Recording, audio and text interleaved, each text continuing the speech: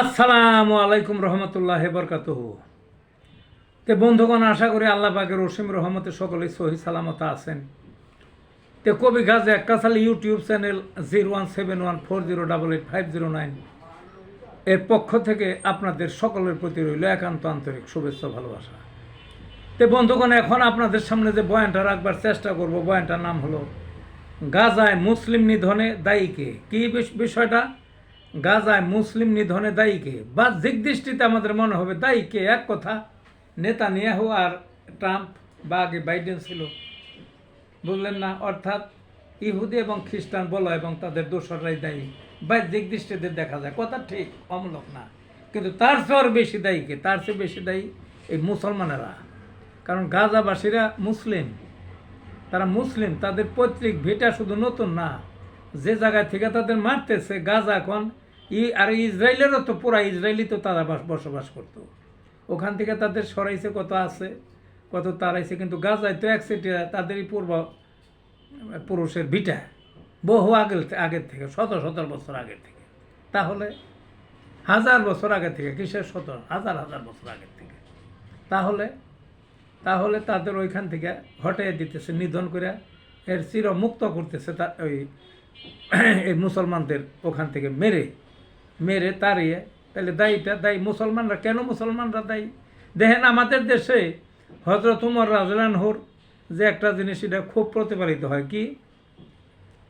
উমর রাদিয়াল্লাহুর মানে আল্লাহ পাকের বিষয়টা।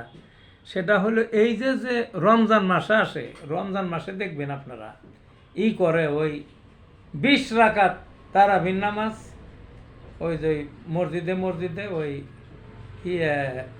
খতম তারাবি, 20 রাকাত তারাবির নামাজ। এক কথায় এটা তো 20 রাকাত যে পড়তে হবে, এটা তো আগে সুনির্দিষ্ট নিয়ম ছিল না উমর রাদিয়াল্লাহু আগে, কিন্তু তিনি নির্ধারণ করে দিলেন, মুসলমানরা সাদরে গ্রহণ করলো। এতে কোনো সমস্যা নাই, এটা গ্রহণ করার নিয়ম আছে এবং এটা জায়েজ। 20 রাকাত উমর রাদিয়াল্লাহু চালু করে দিলেন, এখনও বহাল আছে সারা দুনিয়ায়। কত? 20 রাকাত অধিকাংশ মুসলমানে পড়ে তারাবির নামাজ। কিন্তু তিনি আরেকটা জিনিস দেখিয়ে দিয়ে গেলেন। সেটা কি? সেটা হলো তার যে রাজ্যটা ছিল আরব রাজ্য, এর পশ্চিমে ছিল রোমান সাম্রাজ্য আর পূর্বে ছিল পার্সিক সাম্রাজ্য। তৎকালীন এই দুইটা সাম্রাজ্য ছিল, পূর্বের এবং পশ্চিমের। ওই পরাশক্তি কেউই পারত না, মাঝখানে আরব দেশ। কিন্তু তিনি হযরত উমর রাদিয়াল্লাহুর সমর নীতিতে এই দুইটা পরাশক্তি বিধ্বস্ত হইল, ধ্বংস হয়ে গেল, এবং মুসলমানের যে সাম্রাজ্য, এটা হইল নতুন পরাশক্তি পৃথিবীতে। এবং বহুদিন অটোমান তুর্কি পর্যন্ত টিকে ছিল এটা, বুঝলেন না? হয়তো রাজধানী পাল্টে গিয়া, কিন্তু মুসলমানদের নিকট দীর্ঘদিন হাজার বছর ছিল, এই পরাশক্তি ছিল। তাইলে হযরত উমর রাদিয়াল্লাহুর বাতানো 20 রাকাত নামাজ ঠিকই পড়তে পারে, কিন্তু তার যে সমর নীতি, সামরিক দিক থেকে তো 1 নম্বর থাকতে হবে, সব জাতিকে কাঁপিয়ে দিতে হবে, সকল জাতির উপরে থাকতে হবে। এটা মুসলমানে ভুলে গেল। এটা যদি না ভুলতো, ওটা যদি ধরে রাখতো, তাইলে তো গাজাবাসীর এই অবস্থা হয় না। এটা ওই বিজাতিরা করছে, পশ্চিমারা, ইয়ারা, অমুক দেশ, চীন, রাশিয়া, বহু অন্যান্য দেশেরা এই নীতিতে বহাল আছে। হযরত উমর রাদিয়াল্লাহুর এখান থেকে তারা এটা শিখে তারা পরাশক্তি। মুসলমান আলু খা বইয়া দেখো, সম্পদ তো কম না, 57টা মুসলিম সংখ্যাগরিষ্ঠ দেশ সারা পৃথিবীতে। বিশাল সম্পদ, বিশাল জনসম্পদ, ভূ সম্পদ, খনিজ সম্পদ, জ্বালানি সম্পদ। এত জ্বালানি সম্পদ তো কোনো দেশে নাই, কোনো জাতির আন্ডারে, বুঝলেন না?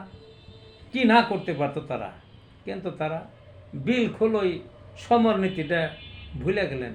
তারা বিলাসিতা। মধ্যপ্রাচ্যে দেখেন শেখেরা মানে ওই শাসকেরা, রাজারা, আমিরেরা বিয়ে করে কতটি করে। ওই যে আরব আমিরাত আছে না, দেখবেন এখনও ওনার 6টা বউ, কোনো শরীয়তের নিয়ম টিয়ম মানে টান না। পোলাপান 30 জন, কোনো পয়সা আছে, কিন্তু কে এগুলা বুর্জ খলিফা কত কিছু নির্মাণ করেন, তাইলে সামরিক শক্তি বাড়ানো থেকে তো যাইতো না। বারান যাইতো না, যাইতো। তাইলে মুসলমান এই যে গালে হাত দিয়ে আলো খাইছে, এই যে অন্যান্য জাতি অনেক উপরে গেছে আর নিজেদের দেশের দায়িত্ব তাদের হাতে দিয়ে দিল।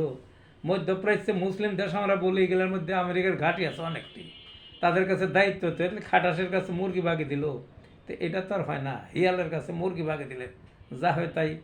অনেক হিয়ালে মুসলমানদের মারতেছে, পেশন করতেছে, লজ্জা তো নাই। আমাদের লজ্জা শরম হারিয়ে ফেলেছি। আমাদের পায়ে তারা আজ পড়ার কথা ছিল, অটোমান পর্যন্ত তাই ছিল। মুসলমানদের সারা দুনিয়া অসহজ ছিল। আর সেই শাসকরা কি করছে, তার জন্য দায়ী হইল কে? কাজেই এক সেটিয়া খালি ওই ইসরায়েল আর আমেরিকার দায়ী না কইরা